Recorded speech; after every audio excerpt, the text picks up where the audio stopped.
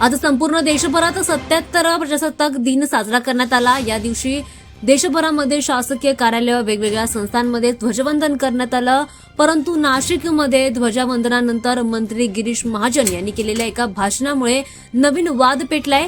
त्यांनी आपल्या भाषणामध्ये डॉक्टर बाबासाहेब आंबेडकर यांचं नाव न घेतल्यामुळे वन विभागाच्या माधवी जाधव या महिला कर्मचाऱ्याने आक्षेप व्यक्त केलाय। संताप व्यक्त करत त्यांनी महाजन यांच्याकडून डॉक्टर बाबासाहेब आंबेडकर यांचं नाव पुसण्याचा प्रयत्न केला जात असल्याचा गंभीर आरोप केलाय। या व्हिडिओमधून त्यांनी त्याचा संताप व्यक्त केलाय। बघूयात त्यांनी काय म्हटलंय। पण पालकमंत्र्यांनी त्यांची सुपत्रात घ्यावी। नाही आता राहू दे, जसं आहे तसंच राहू दे।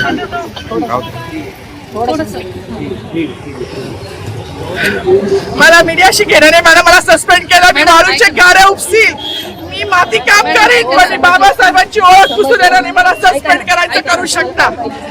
मॅडम, बाबासाहेबाला संपवायचं काम करायचं नाही। 26 जानेवारी 15 ऑगस्ट मध्ये मी नाही मानत, पण लोकशाही मॅडम, तुम्ही सुद्धा संविधानामुळे आहात। पालकमंत्री सुद्धा पालकमंत्री संविधानामुळे आहे। कोणताही जातीभेद नाही, सगळी समानता त्यांनी दिली आहे। आमच्या कानातूनच होते बाबासाहेबांचं नाव आता तरी भाषणात येईल, मग तरी भाषणात येईल। ज्या लोक संविधानाला, लोकशाहीला कारणीभूत आहेत, त्यांची नावं वारंवार घेतली गेली। मग जो संविधानाला कारणीभूत आहे, तो प्रजासत्ताक दिनाचा जो मानकरी आहे, त्याचं नाव भाषणात